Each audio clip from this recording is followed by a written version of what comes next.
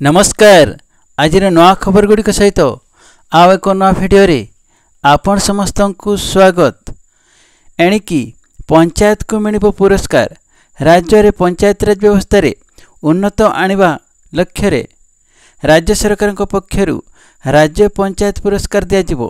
सेथिपई 9टी theme और श्रेष्ठ प्रदर्शन पई 129 पुरस्कार दियाजिबो।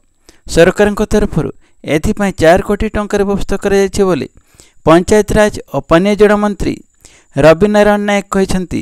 गणमाध्यम को सूचना दे श्री नायक कहते जे पंचायत एडवांसमेंट इंडेक्स स्कोर रे प्रदर्शन अनुଯାयी 9टी थीम यथा MGNRGS स्वच्छता बाह्यमल मुक्त जल जीवन मिशन सुशासन दक्षता विकास आय स्रोत वृद्धि ऑनलाइन ऑडिट उन्नत GPDP EGS पोर्टल रे ग्राम पंचायत तथ्य प्रदान आदि क्षेत्र में उत्तम प्रदर्शन पई एही पुरस्कार सब दियाजिबो।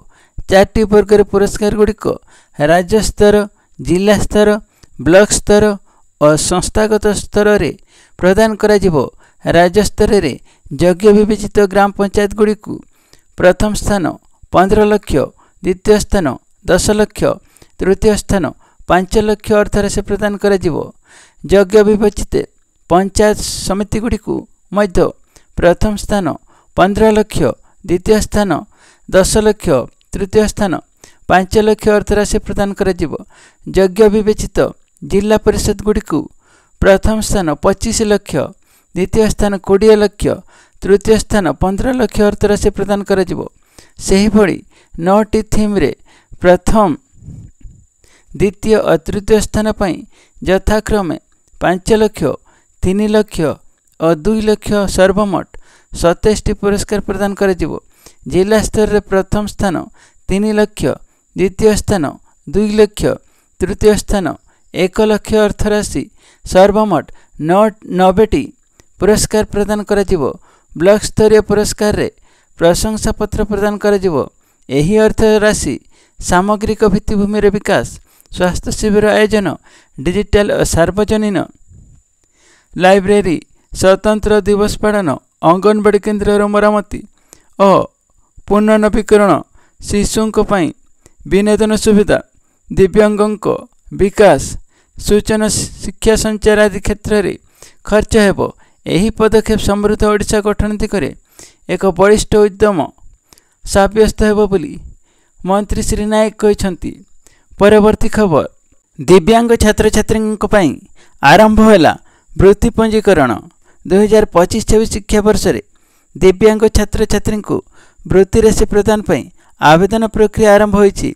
सामाजिक सुरक्षा और भिन्नक्षम सशक्तिकरण विभाग अतिरिक्त सचिव सोनिया बेहेरा एने समस्त जिलापाल उच्च शिक्षा विद्यालय और गणशिक्षा विभाग अधिकारी अवगत कराइछन्ति।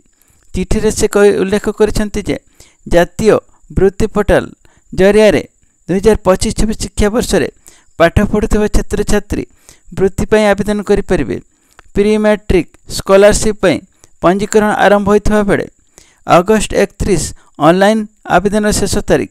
शिक्षानुष्ठान कर्तृपक्ष प्री मैट्रिक वृत्ति आवेदन पत्र सेप्टेम्बर 15 रु 30 मध्य जांच करेंगे। मैट्रिक परवर्ती वृत्ति पोस्ट मैट्रिक स्कॉलरशिप और उच्च शिक्षानुष्ठान रे पाठ पढ़ुथिबा छात्र छात्री पंजीकरण आरंभ होइथबा बेले अक्टोबर 31 आवेदन शेष तारीख रही। नवेम्बर 15 रु 30 मध्य जिला नोडाल अधिकारी शिक्षानुष्ठान नोडाल अधिकारी विद्यार्थी आवेदन पत्र को जांच करेंगे। शिक्षानुष्ठान और जिला स्तर में नोडाल अधिकारी छात्र छात्री दरखास्त किभଳି भावे जांच हेबो से दिगरे ध्यान देवे। धार्य समय मध्य जांच प्रक्रिया सरेबाकू कहुଯାଇଛି। कौन दिव्यांग छात्र छात्री दरखास्त निज पाखरे पकाई रखिले जिला और शिक्षा अनुष्ठान नोडाल अधिकारी एथिपाई दायी रहिबे। काम अवहेला कले सेमानक विरोध में कार्यानुष्ठान नियाजाउ बोली विभाग पक्षरु कहुଯାଇଛି। परवर्ती खबर बातिल हैला मेट्रो रेल पुराना टेंडर। भुवनेश्वर मेट्रो रेल प्रकल्पर पुराना टेंडर को राज्य सरकार बातिल करिसेंति। सिगाल इंडिया और दिल्ली मेट्रो रेल निगम को तत्कालीन बीजेडी सरकार टेंडर देइथिला किंतु संस्थाद्वय मेट्रो रेल प्रकल्प काम विलंब करुछंती। एपरिक यह दुई संस्था मेट्रो रेल प्रकल्प को नष्ट करथिबा अभियोग आनी सरकार टेंडर बातिल करबा भली कठोर पदक्षेप नैथिबा कहा जायछि। भायाडक्ट एवं 6टी मेट्रो स्टेशन नंदन विहार, रघुनाथपुर, नंदनकानन प्राणी उद्यान पार्क, बारंगो, फूलपोखरी और त्रिशूलिया स्टेशन निर्माण पई होइथिबा नक्शा मध्य बातिल कर दिया जायछि। एभली स्थिति रे 2027 रे मेट्रो रेल प्रकल्प सारिबाक रखाଯାଇଥିବା लक्ष्य वर्तमान अनिश्चितता घेरକୁ चली जाइछि। खबर गुड़िक भल लगिले लाइक, कमेंट, सब्सक्राइब करने को भूलते नहीं। धन्यवाद।